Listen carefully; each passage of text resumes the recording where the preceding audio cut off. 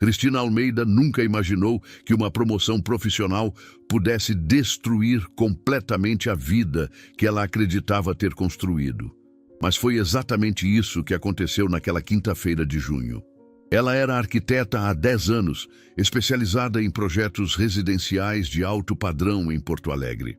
Seu portfólio incluía residências premiadas, apartamentos de cobertura com vista para o Guaíba e, recentemente, um complexo de lofts que havia chamado a atenção de investidores de São Paulo. Aquela tarde, aos 34 anos e grávida de 5 meses, Cristina havia acabado de assinar o maior contrato da carreira.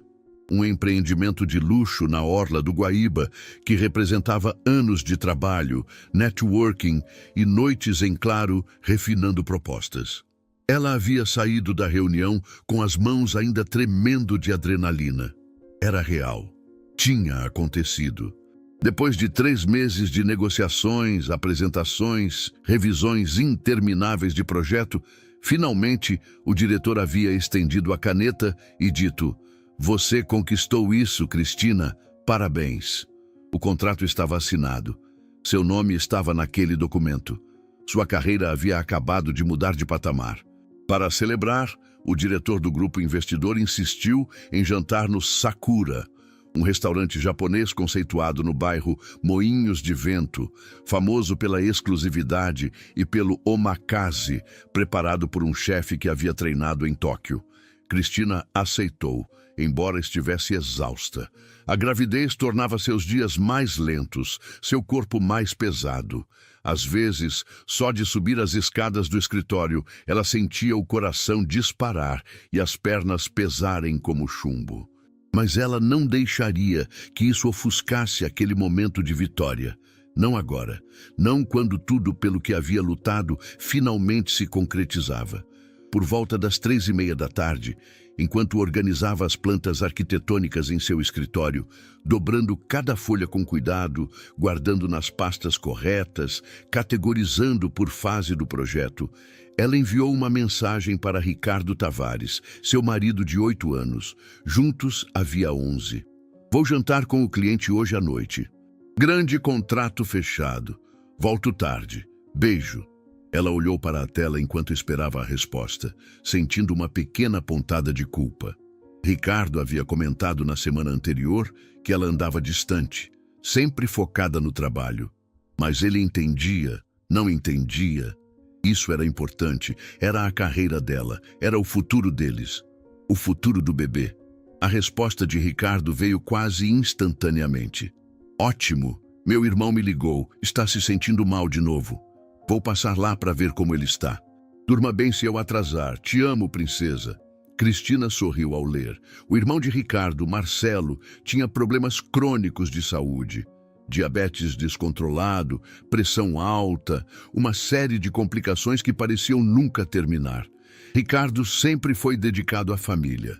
Morava a 1 hora de distância em Canoas e Ricardo visitava pelo menos 2 vezes por mês. Às vezes mais. Nada naquilo soou estranho. Nada parecia suspeito. Na verdade, ela sentiu até alívio.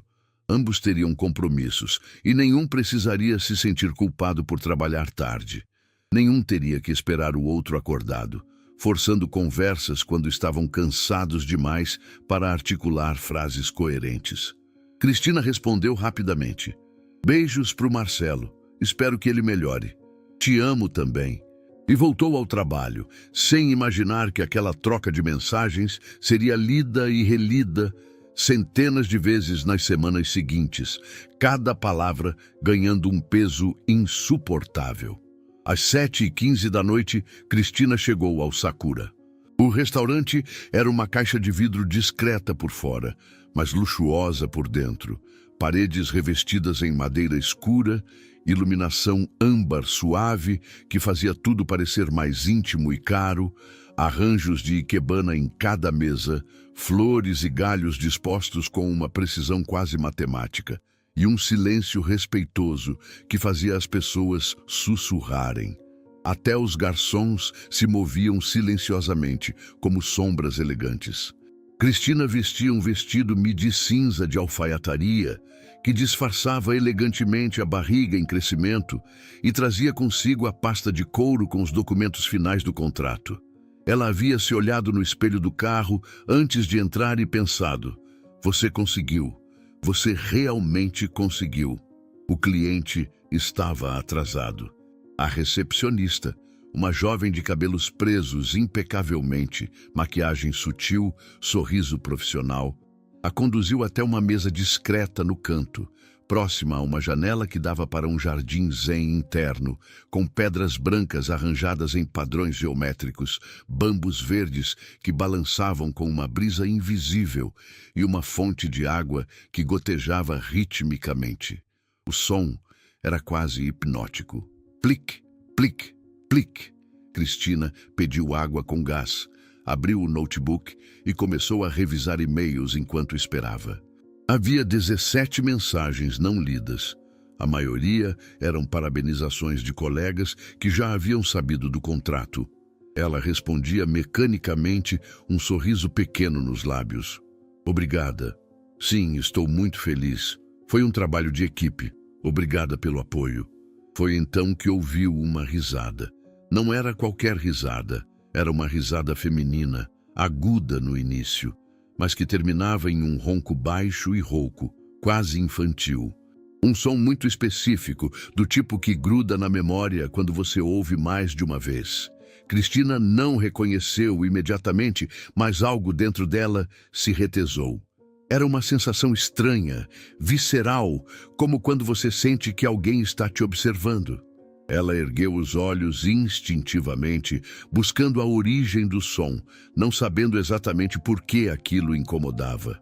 E viu. A 4 mesas de distância, sentado de frente para uma mulher loira, de cabelos longos e lisos, que caíam como uma cortina dourada sobre os ombros, estava Ricardo. Cristina piscou. 1 vez. 2 vezes. Certa de que estava enganada. Certa de que era outra pessoa. Alguém parecido. Porto Alegre não era tão grande assim, coincidências aconteciam. Mas não. Ela conhecia aqueles ombros. Conhecia a maneira como ele inclinava a cabeça ligeiramente para a direita quando prestava atenção em alguém. Conhecia aquele gesto específico de passar a mão pelo cabelo. Era ele, vestindo a camisa azul marinho que ela mesma havia passado naquela manhã, ainda meio sonolenta, o vapor do ferro subindo enquanto ela pensava na reunião importante. Usando o relógio de pulso que ela lhe dera no último aniversário, um Tissot que havia custado 3 meses de economia. Seu marido, o pai do filho que ela carregava, o homem que deveria estar em Canoas, visitando o irmão doente. E ele não estava em Canoas. Ele estava ali, naquele restaurante caro, sentado em frente a uma mulher que Cristina finalmente, lenta e dolorosamente, reconheceu. Juliana Carvalho, a ex-namorada de Ricardo, a designer de interiores que ele havia namorado por 3 anos antes de conhecer Cristina. A mulher sobre quem ele falava casualmente quando o assunto surgia, sempre assegurando que o passado estava enterrado, que não havia mais contato, que aquilo havia sido coisa de juventude, sabe como é. O chão desapareceu sob os pés de Cristina. Não metaforicamente. Ela realmente sentiu como se o piso de madeira polida tivesse se dissolvido e ela estivesse caindo, caindo, caindo em um buraco sem fundo. Eles compartilhavam uma garrafa de vinho tinto. Cristina conseguia ver o rótulo dali. Um Cabernet Sauvignon que ela sabia que custava pelo menos R$300. Os pratos na frente deles mal haviam sido tocados. Juliana ria, inclinando o corpo para frente, os cotovelos apoiados na mesa, os olhos fixos em Ricardo com aquela intensidade que não se usa com estranhos. Não se usa nem com amigos. É o tipo de olhar que se reserva para alguém íntimo, alguém importante. E ele sorria de volta. Não era o sorriso educado que ele usava com colegas ou conhecidos. Não era o sorriso cansado que ele dava quando chegava em casa e Cristina perguntava como havia sido o dia. Era o sorriso relaxado, verdadeiro, íntimo, o sorriso que ela pensava que era exclusivo dela. Cristina sentiu o estômago revirar. Enjoo, real, físico, incontrolável. Ela apertou as mãos contra a mesa, os dedos pressionando a madeira com tanta força que as juntas ficaram brancas. Então Juliana estendeu a mão por cima da mesa e tocou o rosto dele.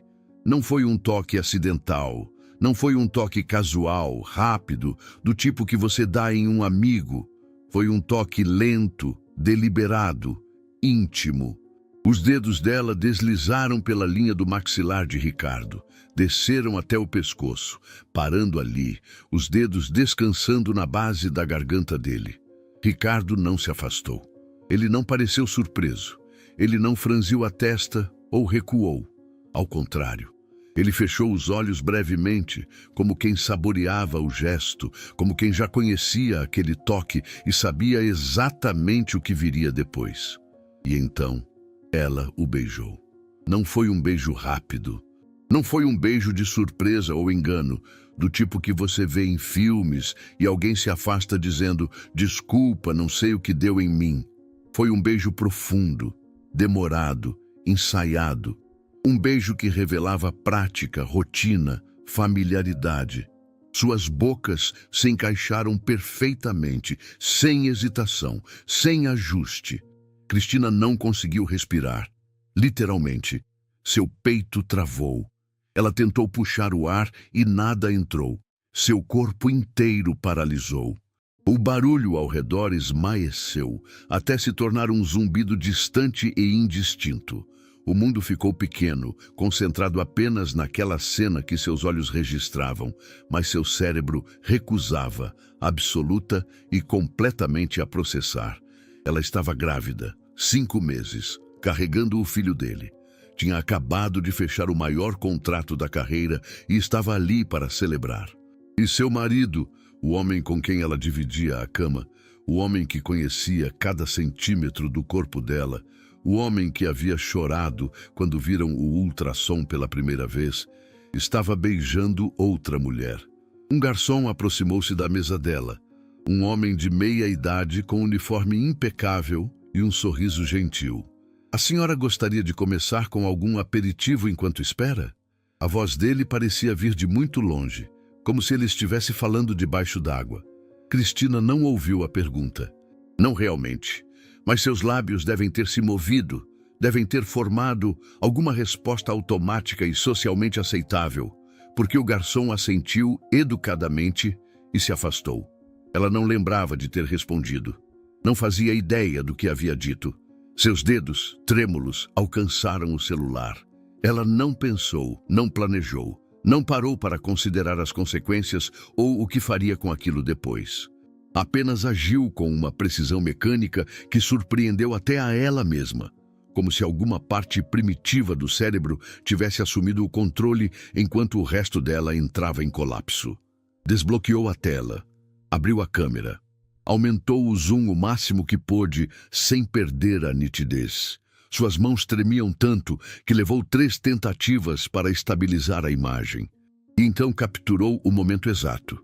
Ricardo e Juliana de lábios colados, a mão dela ainda no rosto dele, os dedos enroscados nos cabelos da nuca, a taça de vinho ao lado refletindo a luz âmbar do restaurante, o carimbo de data e hora no canto inferior da tela marcando aquele momento para sempre. 19h23, 14 de junho. Cristina olhou para a foto na tela por um segundo longo demais. Parte dela ainda esperava que fosse um erro, que quando olhasse de novo, seria outra pessoa. Mas não, era ele, era real. Estava acontecendo. Ela abriu o aplicativo de mensagens com dedos que não pareciam pertencer ao próprio corpo. Encontrou a conversa com Ricardo. A última mensagem dele ainda estava ali. "Te amo, princesa." Princesa. Ela sempre odiou esse apelido quando começaram a namorar. Achava bobo, infantil. Mas com o tempo passou a gostar. Passou a associar com carinho, com segurança, com pertencimento. Agora a palavra parecia venenosa. Cristina digitou cada letra exigindo um esforço consciente. "Espero que seu irmão melhore logo." Anexou a foto. Enviou. Depois colocou o celular sobre a mesa de tela para baixo e esperou. Seu coração batia tão forte que ela conseguia ouvi-lo. Conseguia sentir a pulsação no pescoço, nos pulsos, nas têmporas. O bebê se mexeu dentro dela. Um movimento suave que em qualquer outro momento a faria sorrir. Agora só fez suas entranhas se apertarem ainda mais. 5 segundos. 6, 7, 8, 9. 10 segundos depois, ela viu Ricardo pegar o telefone no bolso. Ele olhou a tela com um sorriso preguiçoso, claramente esperando algo banal. Uma mensagem de trabalho, talvez, ou um lembrete qualquer. Seu rosto estava relaxado, despreocupado. Então, seu rosto mudou. A transformação foi instantânea e brutal. A cor sumiu. Todo o sangue pareceu drenar de uma vez, deixando-o pálido como papel. Os olhos arregalaram até Cristina conseguir ver o branco ao redor das íris mesmo à distância. Sua boca se abriu ligeiramente, congelada em uma expressão de choque e horror absolutos. Ele deixou o telefone cair. O aparelho bateu na mesa com um ruído seco que fez Juliana dar um pulo para trás, confusa, virando-se para ele com as sobrancelhas franzidas. "Ricardo, o que foi?" Ricardo não respondeu. Ele começou a procurar freneticamente ao redor, a cabeça girando com movimentos bruscos e descoordenados. Os olhos dele varriam o restaurante em pânico puro, procurando-a, tentando entender como aquilo era possível, como ela estava ali, como ele tinha sido tão estúpido, tão descuidado. Os olhares deles se encontraram através das 4 mesas que os separavam. Cristina não desviou, não chorou, não gritou, não fez nada que ele pudesse ter esperado. Apenas o encarou com uma calma gélida que ela não sabia que possuía, que ela nem sabia que era capaz de sentir. Era como se todo o medo, toda a dor, toda a raiva tivessem sido comprimidos em uma bola densa e fria no centro do peito, e dali irradiava não calor, mas gelo. Foi ele quem desviou primeiro. Ela viu o momento exato em que ele não aguentou mais. O rosto contorcido em algo entre culpa, desespero e raiva. Raiva. Ela percebeu com um choque distante, como se ele tivesse o direito de estar irritado por ser pego. Juliana ainda estava falando, a voz subindo levemente, confusa e irritada. "Ricardo, o que está acontecendo? Você está me ouvindo?" Cristina não esperou para ver o que viria depois. Não queria ouvir as desculpas. Não queria vê-lo se levantar, vir até ela, tentar explicar o inexplicável. Colocou uma nota de R$ 50 sob o copo de água intocado, água que ela nem havia bebido, que estava ali com a casquinha de limão siciliano ainda flutuando imaculadamente. Pegou sua bolsa e a pasta de couro com os documentos do contrato e saiu. Seus passos eram firmes, controlados, um pé na frente do outro. Ela cruzou o restaurante inteiro, sob o olhar de alguns clientes que notaram algo errado, algum tipo de tensão no ar, mas não sabiam exatamente o que. Passou pela recepcionista, que sorriu educadamente e disse: "Boa noite, senhora." Cristina não respondeu, nem sabia se tinha ouvido. Apenas quando chegou ao carro, quando se sentou no banco do motorista, quando trancou todas as portas e segurou o volante com força, tanta força que seus dedos doíam, que as palmas ficaram vermelhas, foi que seu corpo começou a tremer. As mãos primeiro, depois os ombros, depois a respiração ficou curta e irregular, como se seu corpo tivesse esquecido como funcionar corretamente. Ela não voltou para casa, nem para o escritório. Não conseguia imaginar entrar naquele apartamento, ver as fotos deles nas paredes, a cama onde dormiam, as roupas dele no armário. Dirigiu sem rumo pelas ruas de Porto Alegre por quase 3 horas.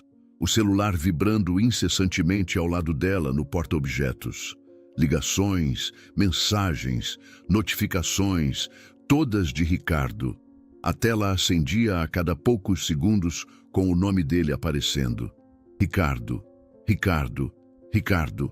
Ela não abriu nenhuma, não atendeu nenhuma ligação, não leu nenhuma mensagem.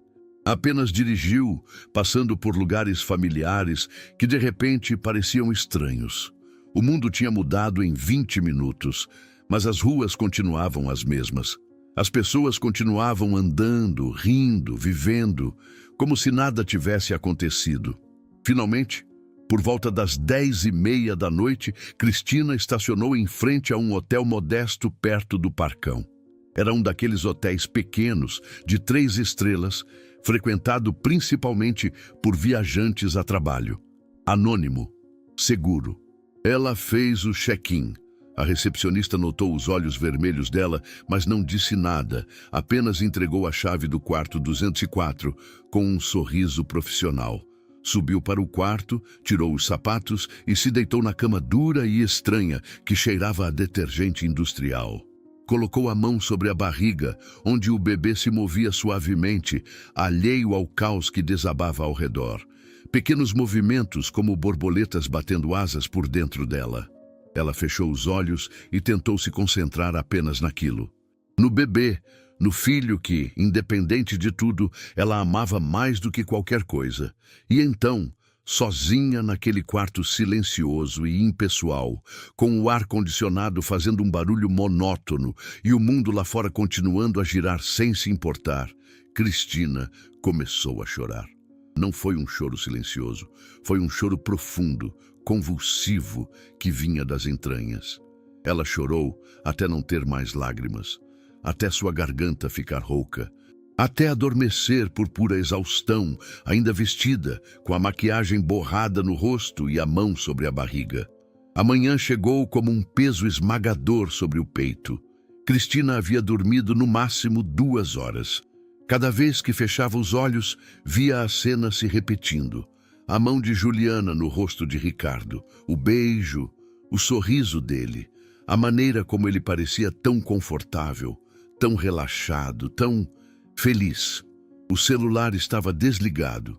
Ela o havia desligado em algum momento da madrugada, quando as vibrações constantes a impediram de adormecer, mesmo que por alguns minutos.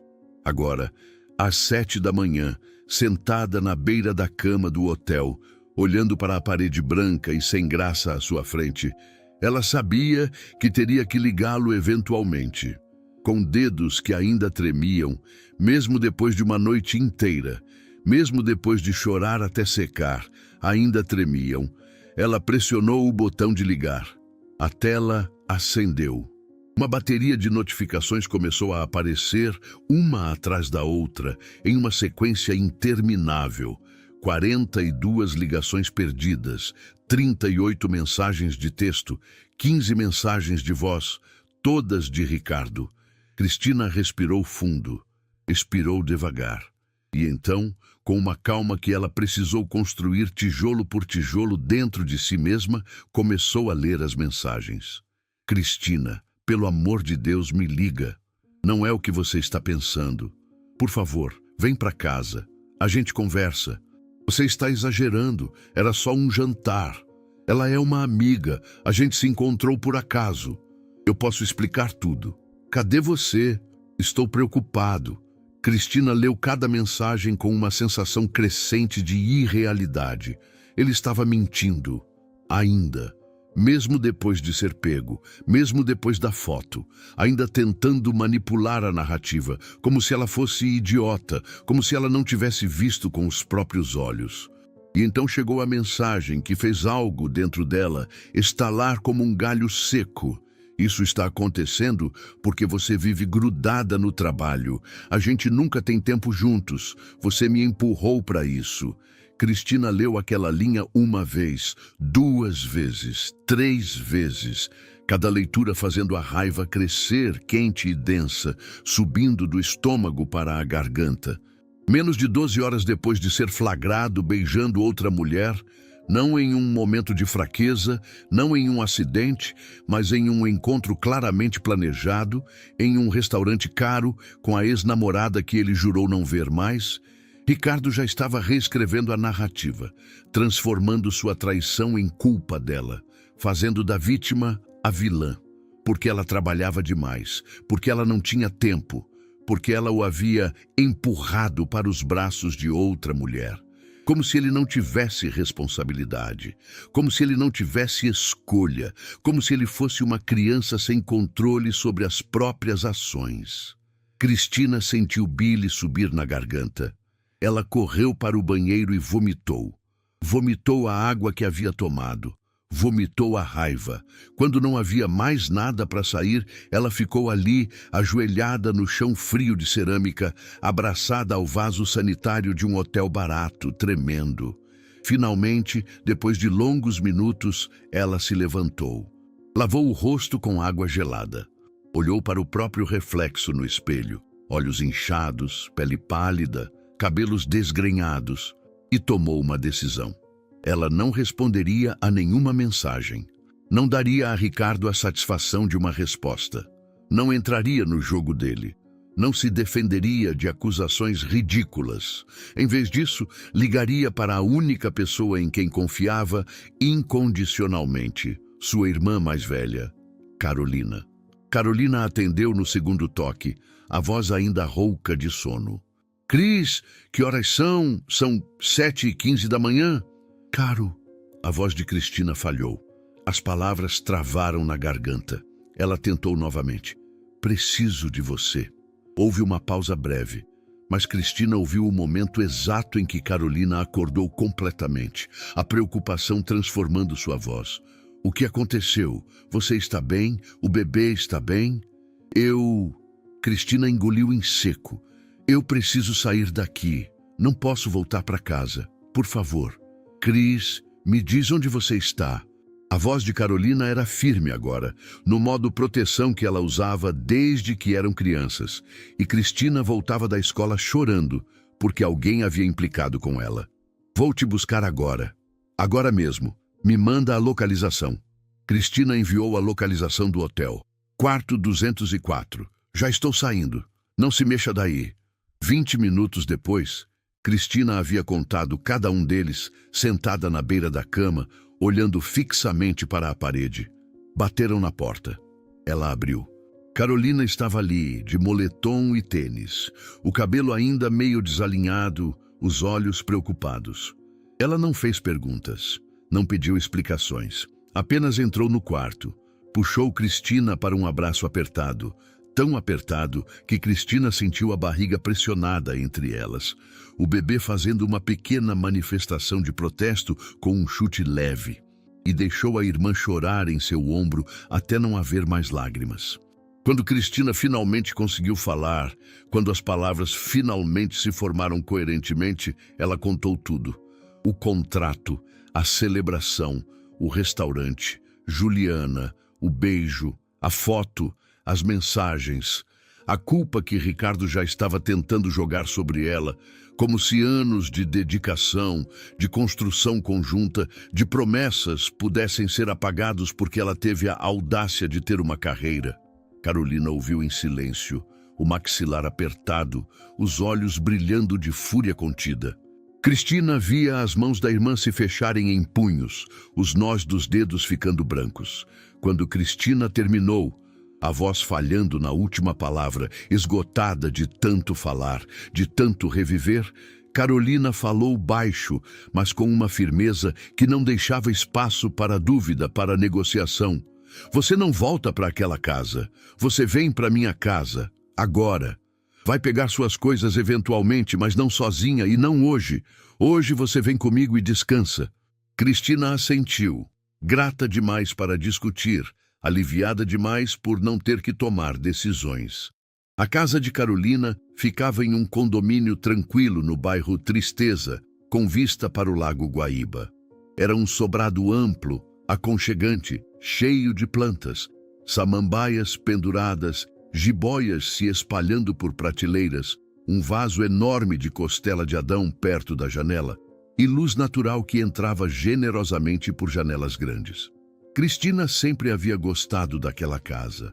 Era o oposto do apartamento que ela dividia com Ricardo, todo clean e minimalista, com cores neutras e decoração moderna. A casa de Carolina era calorosa, viva, um lugar que abraçava você quando entrava. Carolina instalou Cristina no quarto de hóspedes, que transformou rapidamente em um refúgio seguro. Travesseiros extras empilhados na cama, uma manta macia de lã que ela trouxe do próprio quarto, chá de camomila fumegante na mesinha de cabeceira, as cortinas fechadas para bloquear a luz forte do sol. Dorme, disse Carolina, afastando o cabelo do rosto de Cristina. Só dorme. Eu resolvo o resto. Cristina desligou o celular novamente e tentou descansar. Deitou na cama, puxou a manta até o queixo, fechou os olhos. Mas a mente não parava. As perguntas pipocavam sem controle, uma atrás da outra, incessantes, torturantes. Quanto tempo? Desde quando isso estava acontecendo? Como ela não percebeu? Havia sinais. Devia ter havido sinais. Sempre há sinais. O que ela havia ignorado, o que ela havia escolhido não ver. Às vezes que ele chegava tarde, cheirando a perfume diferente, ela havia achado que era de alguma cliente, de algum encontro de trabalho. Às vezes que ele estava distante, olhando o celular com um sorriso que desaparecia rápido demais quando ela perguntava o que era. Nada, só trabalho. E ela acreditava. Porque por que não acreditaria? Ele era seu marido, o pai do filho que ela carregava. No final da tarde, Cristina havia cochilado algumas horas, um sono agitado cheio de pesadelos fragmentados. A campainha tocou. Ela ouviu da cama, os ouvidos atentos, mesmo em estado de semi-inconsciência. Carolina desceu correndo, os passos apressados na escada de madeira. Cristina ouviu vozes abafadas e então, inconfundível, reconheceu a voz de Ricardo. Alta, desesperada. Carolina, eu sei que ela está aí. Deixa eu falar com ela. Não. A voz de Carolina era firme, inabalável. Ela está exagerando. Foi só um encontro. A Juliana é amiga. A gente se encontrou e acabou rolando uma coisa, mas não significa nada. Eu amo a Cris. Eu amo nossa família. Você beijou ela, Ricardo. Carolina cortou, a voz gelada. Foi um erro. Um momento de fraqueza. Eu estava confuso. A Cris está sempre trabalhando. Ela nunca tem tempo para mim. Eu me senti sozinho. Cristina, sentada na cama agora, os punhos apertados contra o cobertor, sentiu a raiva explodir no peito novamente. Ele estava fazendo de novo, jogando a culpa nela, transformando sua traição em uma consequência natural da negligência dela. Ela está grávida do seu filho. A voz de Carolina saiu baixa, mas Cristina conseguiu ouvir perfeitamente. Silêncio, um silêncio longo, pesado. Então Ricardo, mais baixo, quase suplicante. Por isso mesmo, ela precisa pensar no bebê, precisa ser racional, não pode jogar tudo fora por causa de um erro. A gente tem uma família, a gente tem uma vida. Um momento de fraqueza não pode destruir tudo isso. Cristina sentiu enjoo de novo. Ele estava usando o bebê, usando o filho deles como argumento, como ferramenta de manipulação. Como se ela é que estivesse destruindo a família. Como se ela é que fosse a irresponsável. A voz de Carolina saiu gelada, cortante como vidro quebrado. Ela não jogou nada fora. Você jogou, você destruiu isso. Agora sai daqui antes que eu ligue para a polícia e diga que tem um homem tentando invadir minha casa. Você nunca gostou de mim. Desde o começo você tentou colocar ela contra mim. Eu gostava, Ricardo. Eu realmente gostava. Achava que você era bom para ela. Até você provar que eu estava certa em duvidar. Agora vai embora. A porta bateu, um som seco final.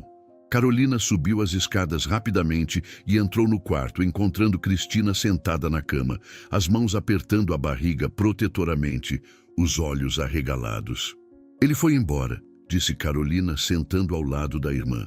E não vai voltar. Se voltar, eu chamo a polícia de verdade.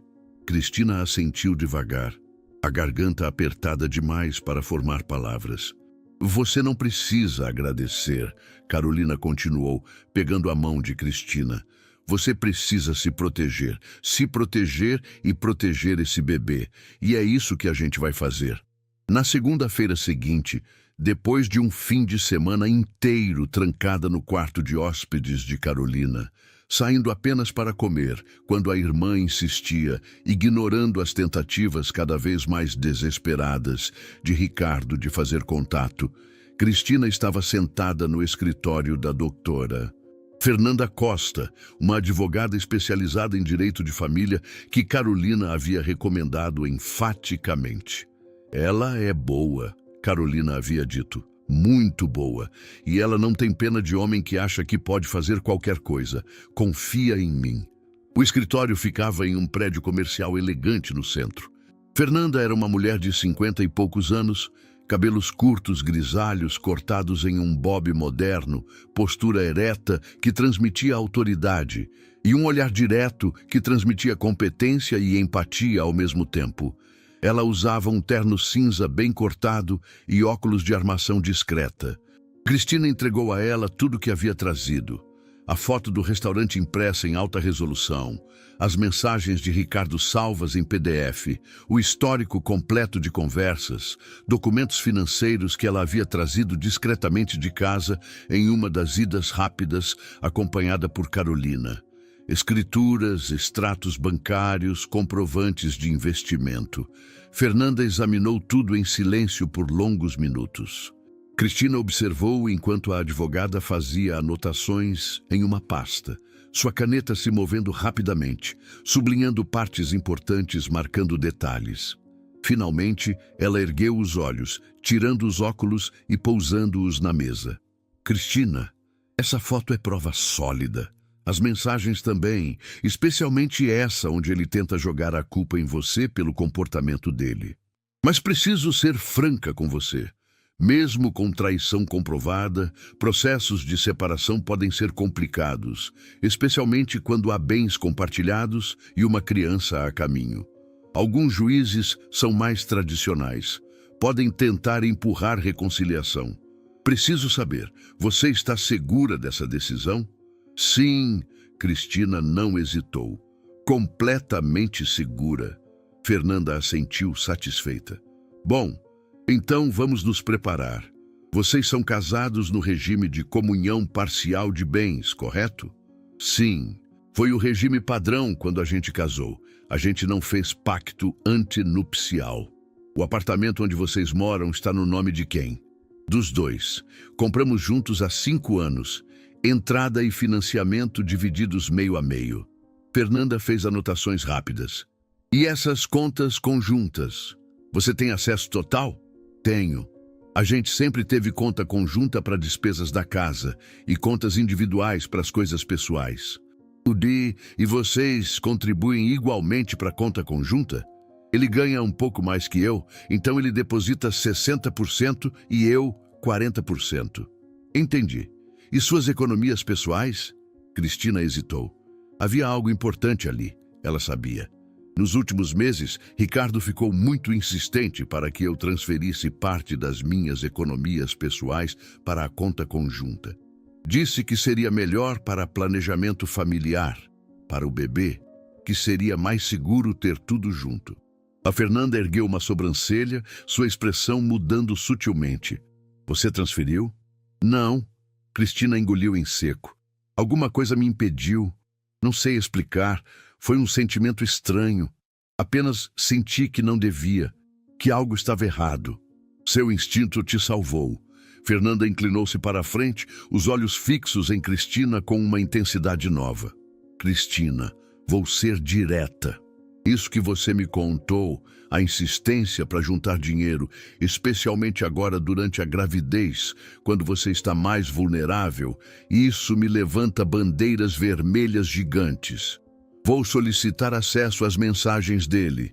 Vou pedir quebra de sigilo telefônico, porque algo me diz que isso não foi só um caso, isso foi planejado. Cristina sentiu o estômago revirar, um frio se espalhando pelo corpo. Planejado? Vou investigar, mas por enquanto você não fala com ele, não responde mensagens, não atende ligações. Qualquer comunicação passa por mim, qualquer. Entendido? Entendido. Fernanda pegou um cartão de visita. Esse é meu número pessoal. Qualquer coisa, não importa a hora. Você me liga. Se ele aparecer na sua casa, me liga. Se ele te abordar na rua, me liga. Se ele tentar contato por terceiros, me liga. Você não está sozinha nisso, Cristina. E vamos fazer isso direito. 3 dias depois, um dia comum de quarta-feira com céu nublado e ameaça de chuva, Fernanda ligou. A voz dela estava tensa. Cristina, você precisa vir ao escritório, agora. Aconteceu alguma coisa? Consegui as mensagens. Você precisa ver isso pessoalmente. Cristina foi. Carolina dirigiu, porque as mãos de Cristina tremiam demais e ela não confiava em si mesma ao volante. Quando chegaram ao escritório, Fernanda estava séria de um jeito que Cristina não havia visto antes. Havia uma pasta grossa sobre a mesa, tão cheia que alguns papéis ameaçavam escorregar. Senta, disse Fernanda. Cristina sentou. Carolina ficou ao lado, uma mão no ombro da irmã. Consegui as mensagens entre Ricardo e Juliana dos últimos 6 meses. 6 meses, o mundo girou. Cristina apertou os braços da cadeira. E o que eu encontrei? Fernanda respirou fundo. Eles não estavam apenas tendo um caso. Eles estavam planejando um futuro juntos. E planejando como usar você financeiramente para viabilizar isso. Ela abriu a primeira página e virou o documento para Cristina. Lê, por favor. Cristina olhou para as palavras impressas, mensagens em sequência cronológica. Começou a ler. E com cada linha, sentia o chão desaparecer um pouco mais. 17 de dezembro, 6 meses atrás. Juliana, quando você vai contar para ela? Ricardo, ainda não é a hora. Preciso garantir que a situação financeira fique resolvida primeiro. 2 de janeiro, Juliana. Você prometeu que ia sair de lá até o fim do ano. Já é ano novo. Ricardo, eu sei, desculpa. Mas preciso fazer ela colocar o dinheiro na conta conjunta primeiro. Assim, quando eu sair, levo metade de tudo. Se eu sair agora, saio sem nada do que ela tem guardado. 14 de fevereiro. Juliana. E o bebê? Ricardo. Não era planejado, complica as coisas, mas também ajuda. Ela vai ficar emocionalmente vulnerável, grávida, insegura. Vai ser mais fácil convencê-la a juntar as finanças para segurança do bebê. E depois pensão eu pago. Não tem problema, mas o patrimônio fica comigo. Cristina leu aquilo uma vez, 2 vezes, 3 vezes, 4. As palavras se recusavam a fazer sentido, não conseguiam processar. Ele havia planejado isso desde o início. Há meses. O bebê, o filho deles, a criança que ela carregava, que chutava dentro dela naquele exato momento, não passava de uma ferramenta.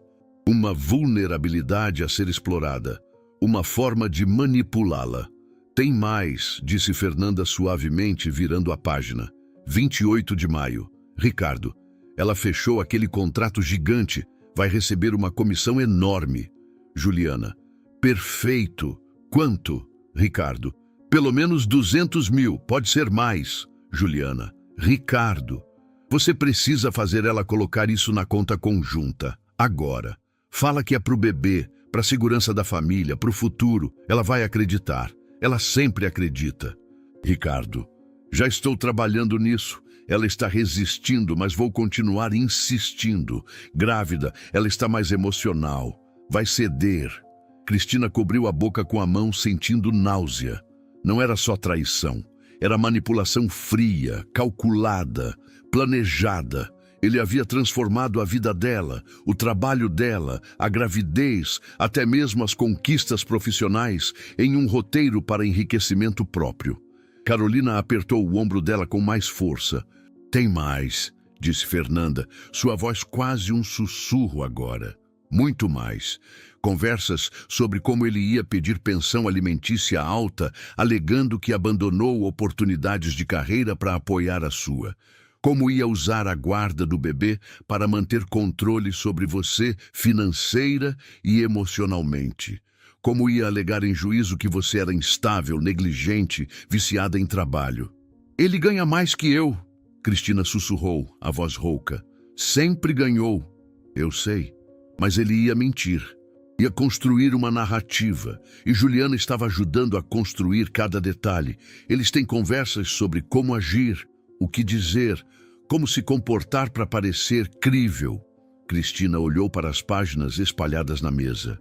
Meses de conversas, meses de planejamento. Enquanto ela trabalhava, enquanto sonhava com o futuro deles, enquanto escolhia nomes para o bebê, enquanto arrumava o quartinho, ele estava planejando destruí-la. Cristina respirou fundo. A sala girava. Mas no fundo da dor, dor tão profunda que parecia física, como se algo estivesse sendo arrancado de dentro dela, algo mais forte começou a crescer. A raiva. Não a raiva explosiva, histérica, descontrolada. A raiva fria, calculada, determinada. O que eu faço? Sua voz saiu firme, firme demais, talvez, para alguém que acabava de descobrir que os últimos meses de sua vida foram uma mentira orquestrada. Fernanda sorriu pela primeira vez desde que Cristina havia entrado na sala. Um sorriso pequeno, mas genuíno. A gente destrói esse plano, a gente expõe tudo e garante que ele não fique com um centavo que não seja dele por direito. E se tivermos muita sorte, isso aqui pode ser considerado tentativa de estelionato. Posso enviar para o Ministério Público avaliar. As semanas seguintes foram um turbilhão de emoções, documentos, estratégias legais. Ricardo aumentou a pressão.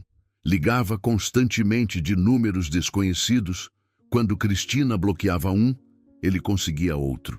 Enviava mensagens dramáticas, ora suplicantes, ora raivosas, ora tentando manipulá-la com culpa.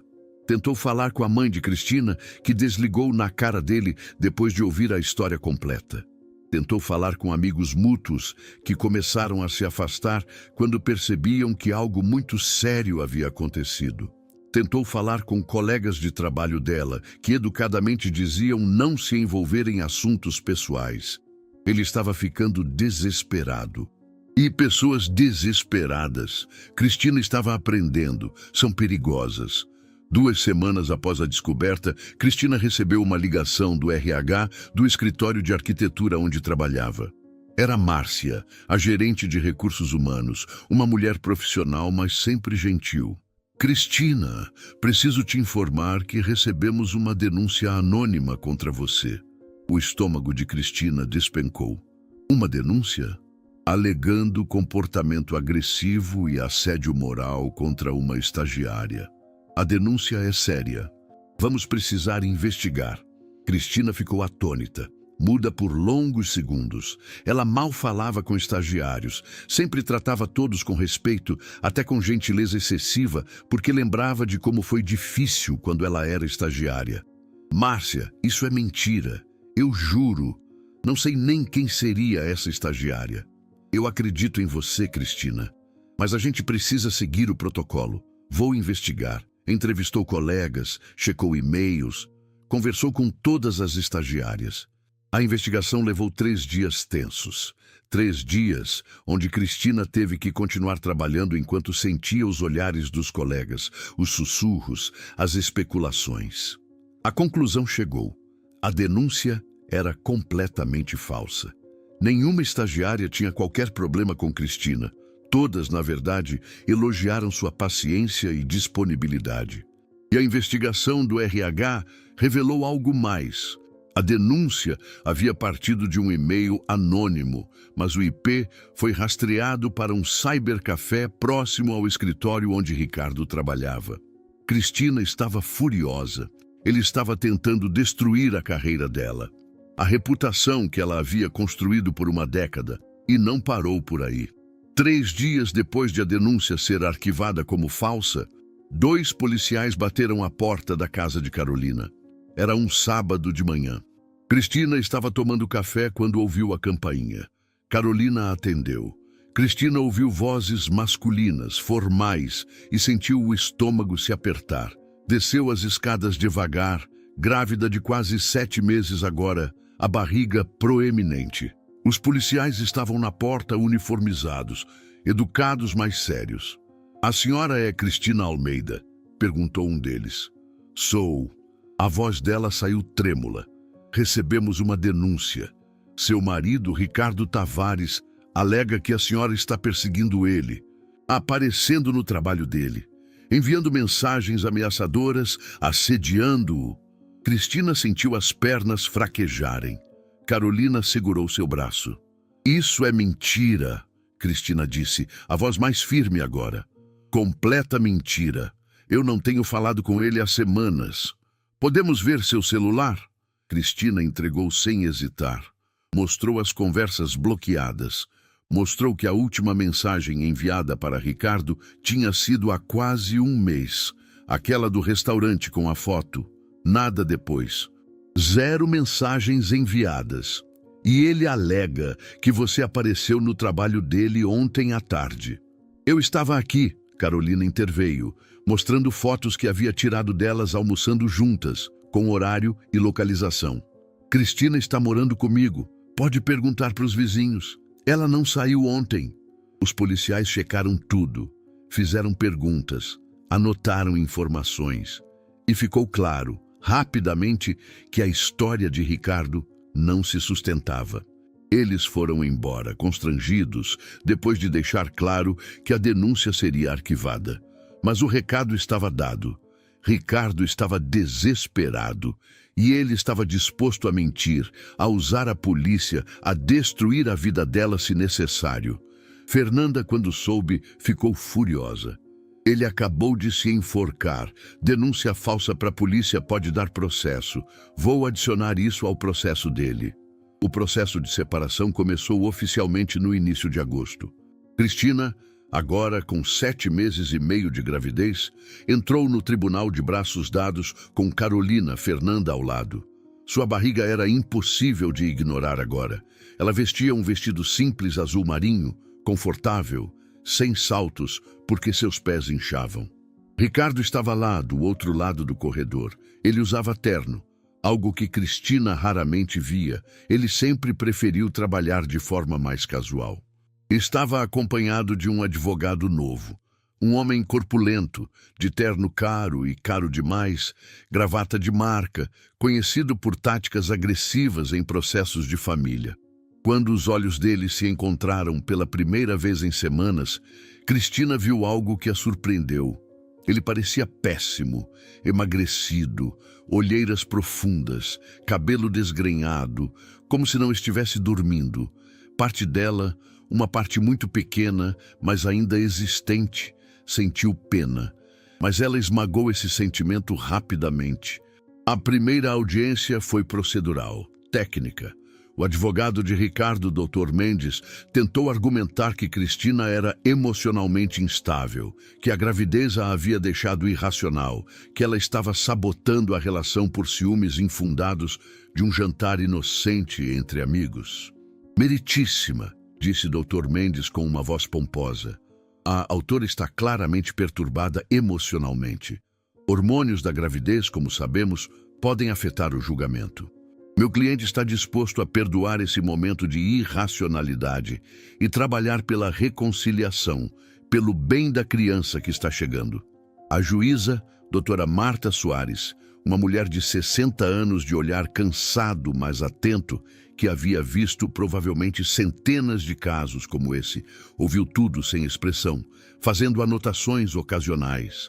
Então Fernanda se levantou, elegante e calma. Meritíssima, gostaria de apresentar evidências que contradizem completamente a narrativa apresentada pela defesa. Ela caminhou até a mesa da juíza e entregou a pasta contendo as mensagens entre Ricardo e Juliana. Todas impressas, organizadas cronologicamente, destacadas nas partes relevantes. A sala ficou em silêncio enquanto a juíza lia, página após página. Cristina observou enquanto a expressão da juíza mudava de neutra para franzida e, finalmente, para visivelmente perturbada. Ela lia devagar, parando em algumas passagens para reler. Depois de 10 minutos que pareceram eternos, a juíza ergueu os olhos, tirou os óculos e olhou diretamente para Ricardo. Senhor Tavares, disse ela, a voz controlada, mas cortante como o aço. Essas mensagens revelam um padrão de manipulação, planejamento premeditado de fraude financeira e exploração emocional da autora, que está grávida de seu filho. Vou ler aqui, para registro. Ela vai ficar emocionalmente vulnerável. grávida. Vai ser mais fácil Insegura. convencê-la a juntar as finanças. Isso são suas palavras? Ricardo engoliu seco. Sua face estava pálida. Isso foi tirado de contexto? Não terminei. A juíza ergueu a mão cortante. Não me interrompa. Pensão eu pago, mas o patrimônio fica comigo. Ela sempre acredita. Senhor Tavares, o senhor mentiu sobre suas intenções. Conspirou com uma terceira pessoa para enganar sua esposa. Tentou induzi-la a transferir bens para contas conjuntas, com o objetivo explícito de se apropriar deles ilicitamente quando pedisse a separação. Isso não é apenas imoral, é potencialmente criminoso. Pode configurar estelionato. A sala estava tão silenciosa que o som da caneta da juíza batendo na mesa ecoou como um tiro. Além disso, continuou a juíza folheando outras páginas, vejo aqui evidências de tentativas de prejudicar a reputação profissional da autora através de denúncias falsas ao RH dela. Vejo também registro de denúncia falsa à polícia, alegando perseguição que comprovadamente não ocorreu. Isso demonstra um padrão claro de comportamento abusivo, manipulador e criminoso. Ricardo estava completamente pálido agora. Seu advogado tentou falar. Meritíssima, se me permite. Não permite. A juíza fechou a pasta com um som seco. Vou conceder uma liminar imediata, protegendo todos os bens individuais da autora. Qualquer tentativa de acesso a contas pessoais dela será tratada como crime. A partilha será feita com base estrita na contribuição individual de cada parte durante o casamento e haverá um auditor independente nomeado pelo juízo para avaliar todos os ativos, todas as contas, todos os investimentos. Além disso, fica proibido o réu de se aproximar da autora ou da residência onde ela está hospedada. Distância mínima de 200 metros. Esta audiência está encerrada. Retornaremos quando tivermos a auditoria completa e o laudo pericial das mensagens. O martelo bateu. Final. Ricardo saiu do tribunal cambaleando. Cristina viu quando ele passou por ela e Carolina no corredor. Ele não olhou para ela. Manteve os olhos no chão. Fernanda sorriu discretamente enquanto organizava os papéis. Foi melhor do que eu esperava. Carolina abraçou Cristina. Acabou a parte difícil. Mas Cristina sabia que não. A parte mais difícil estava chegando. Dar à luz um bebê cujo pai havia tentado destruí-la. 2 meses depois, em uma manhã fria de outubro, às 5h40 da madrugada, Cristina sentiu a primeira contração. Ela estava dormindo, ou tentando dormir, quando a dor a acordou. Uma dor diferente, profunda, que apertava toda a barriga como um punho gigante se fechando. Ela gemeu baixo. Carolina, que dormia no quarto ao lado com a porta entreaberta, desde que Cristina havia entrado no 9º mês, apareceu imediatamente. É hora? Acho que sim. 2 horas depois de contrações cada vez mais fortes e frequentes, Cristina estava no hospital, na sala de parto, apertando a mão de Carolina enquanto as enfermeiras a preparavam. Você quer que eu ligue para ele? Carolina perguntou suavemente. É direito dele saber. Cristina pensou por um momento. Depois balançou a cabeça. Não agora. Depois, quando tudo estiver bem. Mas não agora. O parto foi difícil. 7 horas de trabalho de parto. 7 horas de dor, de medo, de exaustão. Mas finalmente, às 2h15 da tarde, Lorenzo nasceu. 3,5 kg, 52 centímetros. Olhos escuros, ainda azulados como todos os recém-nascidos, mas prometendo ficar castanhos. Cabelo preto, espesso. Choro forte, saudável. Quando a enfermeira colocou Lorenzo nos braços de Cristina pela primeira vez, ela o segurou contra o peito e chorou. Mas não de tristeza, de alívio, de gratidão, de amor tão intenso que doía fisicamente, porque apesar de tudo, da traição, da mentira, da dor, do processo, aquele bebê era perfeito. Aquele bebê era dela, e ela havia protegido a si mesma e aquela criança. Ricardo pediu para visitá-los no hospital. Fernanda ligou para Cristina, transmitindo o pedido. O que você quer fazer? Cristina olhou para Lorenzo, dormindo tranquilo em seus braços. Não, não agora. Ele tem direito a visitas, eu sei, mas vou precisar de tempo. E quero que seja regulamentado, com horários, não simplesmente ele aparecendo quando quer. Entendido. Vou comunicar. Lorenzo ficou apenas com pessoas que o amavam de verdade naqueles primeiros dias. Cristina, Carolina, a mãe de Cristina, algumas amigas próximas. Ninguém que representasse perigo. Ninguém que pudesse levar toxicidade para perto daquela criança inocente. A separação final foi homologada 3 meses depois do nascimento de Lorenzo. Janeiro chegou com calor escaldante e Cristina estava de volta ao tribunal, dessa vez mais forte, mais descansada. Lorenzo estava com Carolina em casa, dormindo tranquilo. A divisão de bens foi clara e justa. O apartamento foi vendido e cada um recebeu exatamente metade. As contas conjuntas foram divididas proporcionalmente às contribuições comprovadas de cada um. Cristina manteve todas as suas economias pessoais, seus investimentos, sua comissão do grande contrato que havia fechado naquela noite fatídica. Ricardo recebeu o que era dele por direito e absolutamente nada mais. Nenhuma pensão foi concedida a ele. A juíza foi categórica ao afirmar que ele havia trabalhado continuamente durante todo o casamento, ganhava bem, tinha formação profissional, não havia dependência financeira e havia tentado manipular o sistema. Ricardo, por outro lado, teria que pagar pensão alimentícia para Lorenzo, uma quantia justa, calculada com base em sua renda real, não na renda fictícia diminuída que ele havia tentado apresentar. Quando tudo terminou, quando todos os documentos foram assinados e os advogados começaram a guardar suas pastas, Ricardo tentou falar com Cristina uma última vez. Eles se encontraram no corredor do fórum, longe dos advogados que conversavam entre si, finalizando detalhes burocráticos.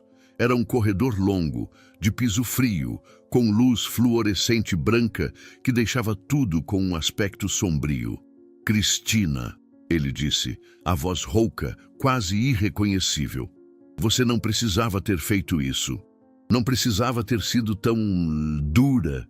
A gente podia ter resolvido de outra forma, podia ter conversado.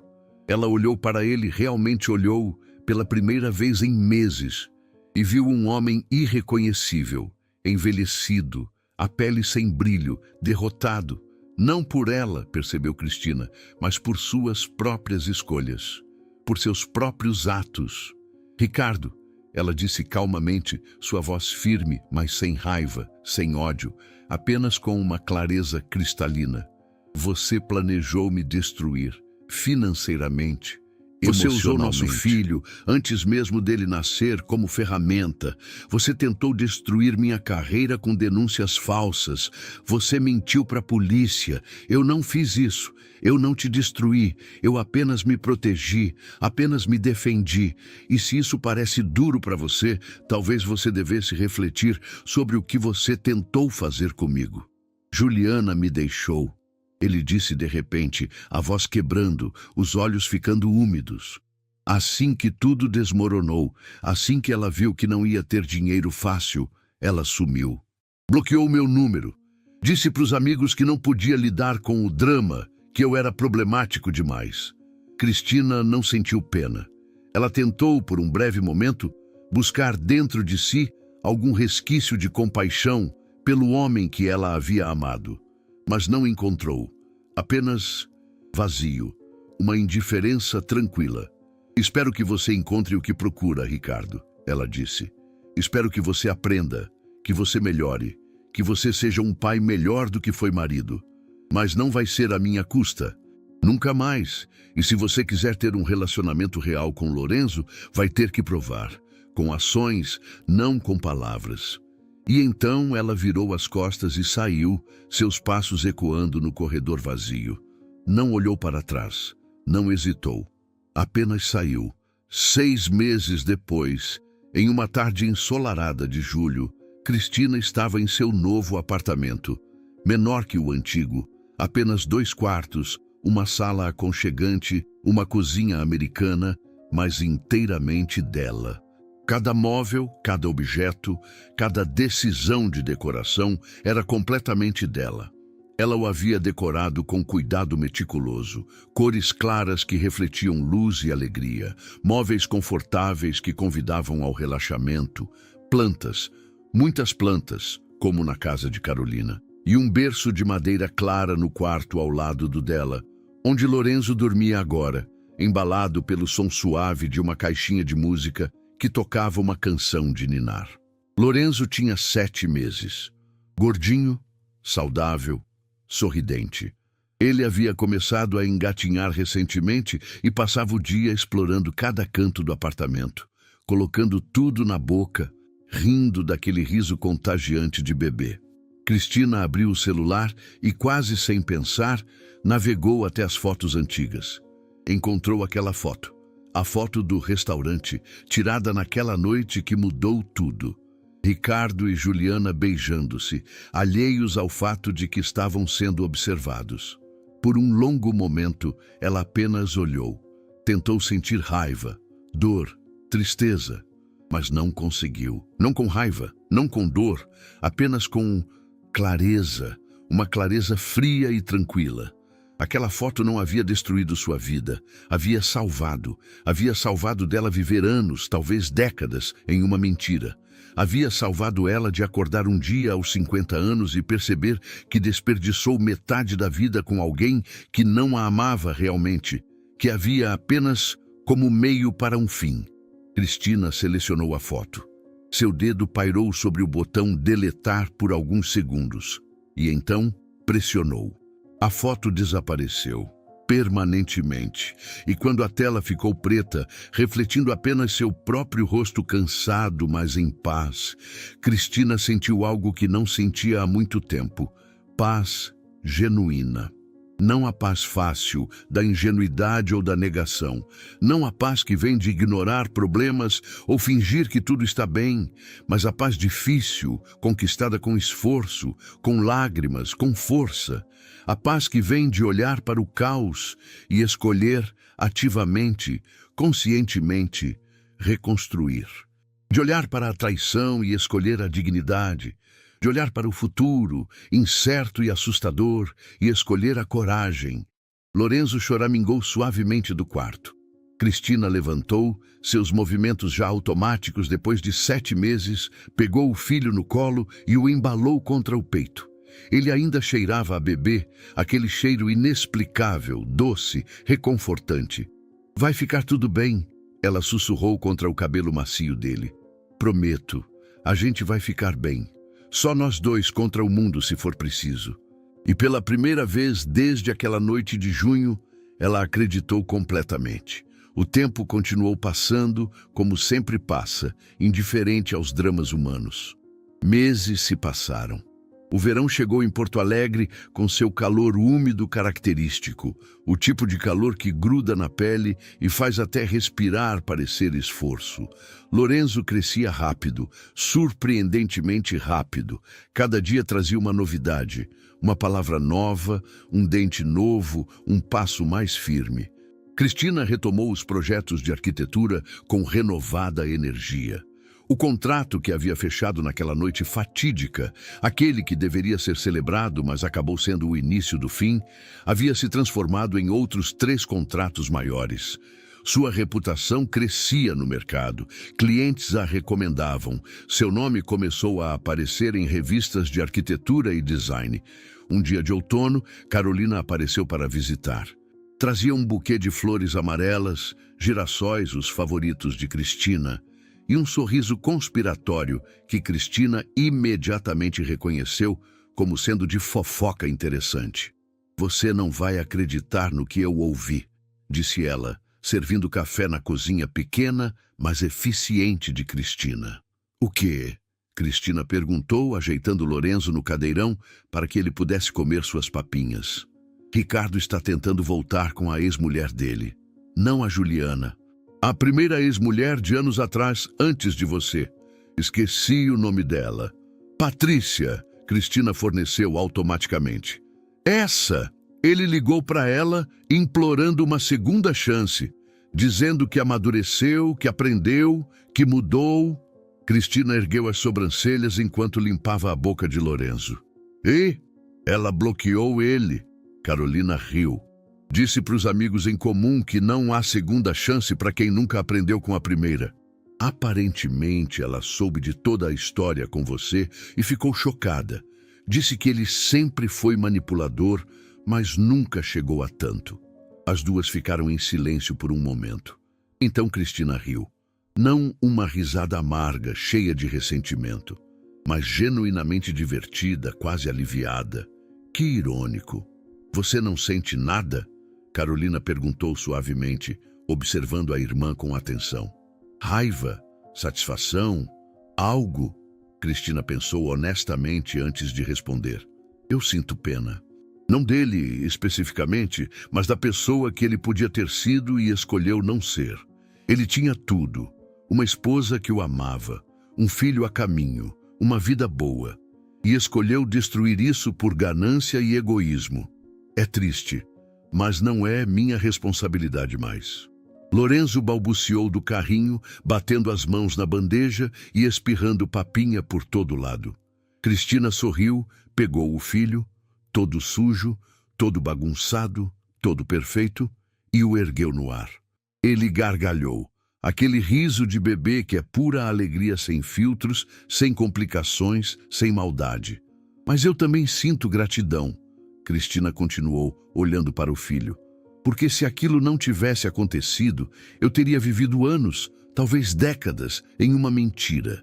Teria criado Lorenzo em um ambiente tóxico, cheio de mentiras. Agora eu sei quem eu sou. Sei do que sou capaz. Sei que posso sobreviver ao pior. E sei que nunca mais vou aceitar menos do que mereço. E vou ensinar isso para o Lorenzo também. Carolina abraçou a irmã, cuidadosa para não amassar o bebê entre elas. Você é a pessoa mais forte que eu conheço, Cris. Não sou forte, Cristina disse suavemente, balançando Lorenzo levemente. Apenas aprendi a escolher a verdade, mesmo quando dói. Mesmo quando é mais fácil fingir. Aprendi que você pode sobreviver à verdade, mas não sobrevive intacto a uma mentira. Naquela noite, depois que Carolina foi embora, depois de dar banho em Lorenzo, de colocá-lo para dormir com a canção de ninar tocando baixinho, Cristina ficou na sacada do apartamento por um longo tempo, observando as luzes da cidade se acenderem uma por uma enquanto o sol se punha. Porto Alegre à noite era bonita, sempre foi. As luzes amarelas das janelas, os faróis dos carros se movendo como rios de luz, o Guaíba ao longe refletindo o céu escurecendo. Cristina abraçou a si mesma, sentindo o vento fresco da noite. Lorenzo dormia dentro, seguro. A vida dela não era perfeita, ainda havia dias difíceis. Ainda havia noites de insônia, quando ela se perguntava se estava fazendo tudo certo, se estava sendo uma boa mãe, se Lorenzo sentiria falta de ter uma família completa. Ainda havia momentos de raiva ou tristeza, quando ela pensava em tudo que havia perdido. Mas ela estava livre. Livre da mentira, livre da manipulação, livre do homem que havia tentado destruí-la para benefício próprio, livre das expectativas e pressões de manter um casamento que estava podre por dentro e, finalmente, livre para reconstruir, nos seus termos, do seu jeito. Alguns meses depois, em uma tarde tranquila de outono, Cristina estava revisando plantas em seu escritório. Ela havia alugado um pequeno espaço comercial, apenas uma sala, mas era dela. Quando seu celular vibrou, era uma mensagem de um número desconhecido. Ela hesitou antes de abrir. Números desconhecidos geralmente eram spam, mas algo a fez clicar. Cristina, sou Ricardo. Sei que você não quer falar comigo e tem todo o direito, mas preciso dizer uma coisa. Passei os últimos meses em terapia tentando entender como cheguei nesse ponto. Como me tornei a pessoa que fui com você. E não tenho desculpas. Estraguei tudo. Perdi você. Perdi nossa família. Quase perdi meu filho. A Juliana me usou tanto quanto eu tentei usar você e percebi isso tarde demais. Mas você foi mais forte. Você se salvou. E salvou o Lorenzo de crescer em uma família doente. Não espero perdão. Não mereço. Mas queria que você soubesse. Você estava certa.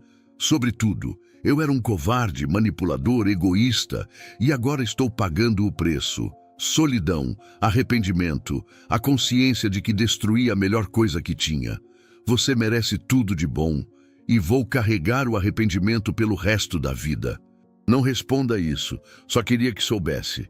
Cristina leu a mensagem 3 vezes, depois 4, procurando em cada palavra algum sinal de manipulação, de tentativa de fazê-la sentir pena, de jogar culpa. Mas não encontrou. Parecia genuína. Parecia vir de um lugar real de arrependimento. Ela não respondeu. Não bloqueou o número, mas também não respondeu. Porque não havia nada a dizer. Não queria reabrir aquela porta. Não queria reiniciar aquela conversa. Mas também não precisava mais daquela raiva. Não precisava mais carregar aquele peso. Ela simplesmente fechou a mensagem e voltou ao trabalho. E naquele gesto simples, naquela escolha de seguir em frente sem drama, sem confronto, sem precisar da última palavra, ela finalmente percebeu, estava curada. Não curada no sentido de esquecer, não curada no sentido de que nada daquilo importasse mais, mas curada no sentido de que aquilo não a definia mais, não a controlava mais. Era apenas uma parte do passado, algo que aconteceu e a moldou, mas não a destruiu.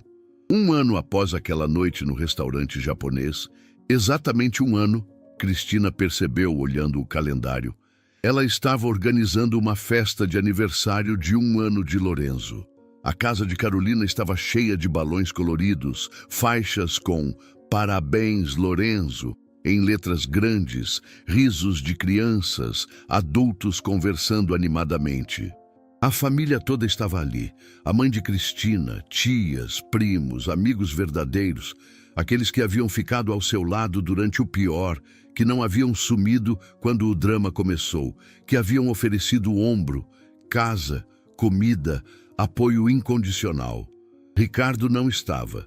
Ele veria Lorenzo em sua visita programada no fim de semana seguinte, como sempre. As visitas tinham sido difíceis no início. Lorenzo estranhava, chorava, não queria ficar, mas com o tempo ele se acostumou. E Ricardo, surpreendentemente, estava sendo um pai presente. Não perfeito, mas presente. Levava Lorenzo ao parque, brincava, devolvia no horário combinado. Era suficiente. Lorenzo, com seu chapeuzinho de festa torto na cabeça, o rosto sujo de glacê azul, ria enquanto tentava enfiar as mãos no bolo novamente. Cristina o pegou antes que fizesse uma bagunça maior, limpando as mãos gordinhas dele com um lenço úmido enquanto ele protestava, balbuciando sons indignados. Cristina olhou ao redor. Sua mãe conversava animadamente com tias que ela não via há meses. Carolina organizava jogos para as crianças, sempre a organizadora, sempre cuidando de todos. Amigos verdadeiros, Márcia do escritório, Paula da faculdade, Roberto, que havia sido colega de Ricardo, mas ficou do lado de Cristina quando entendeu o que havia acontecido. Brindavam e sorriam. Ninguém mencionou Ricardo. Ninguém mencionou o passado. Ninguém olhava para ela com pena ou com aquele olhar de coitada mãe solteira. Olhavam para ela com respeito, com admiração, com amor, porque finalmente Cristina havia construído algo novo, não sobre as ruínas do que foi, não como uma reação ao que havia perdido, mas completamente separado, autêntico dela. E quando chegou a hora de cantar parabéns, quando todos se reuniram ao redor do bolo com uma vela em formato de número 1, quando Lorenzo bateu palmas, sem saber exatamente o que estava acontecendo, mas sentindo a alegria ao redor, Cristina soprou a velinha por ele, porque ele ainda era pequeno demais para soprar, e fez um pedido silencioso. Não por justiça. Justiça ela já havia conquistado. Não por vingança. Vingança nunca trouxe paz a ninguém. Não por respostas. As respostas ela já tinha e doíam, mas eram verdadeiras. Mas por paz duradoura, por força contínua, por sabedoria para criar Lorenzo sozinha, sem deixar o ressentimento envenenar a criação. Por amor. Amor próprio, amor pelo filho, amor pela vida que estava construindo. E olhando ao redor, vendo os sorrisos, sentindo o peso confortável de Lorenzo em seu colo, ouvindo o riso de Carolina, sentindo a mão da mãe em seu ombro, ela percebeu que seu pedido já havia sido atendido. A vida que ela havia reconstruído não era perfeita. Lorenzo acordava chorando no meio da noite. O dinheiro às vezes era apertado. Havia dias que ela se sentia exausta demais para sair da cama. Havia momentos de solidão, especialmente à noite, quando Lorenzo dormia e a casa ficava silenciosa, mas era real, era honesta, era dela. E isso, simplesmente isso, surpreendentemente isso, era suficiente, mais do que suficiente, era tudo. O que achou dessa história? Deixe aqui nos comentários a sua opinião e aproveita para assistir outra história surpreendente que aparece na tela. Abraços e até a próxima.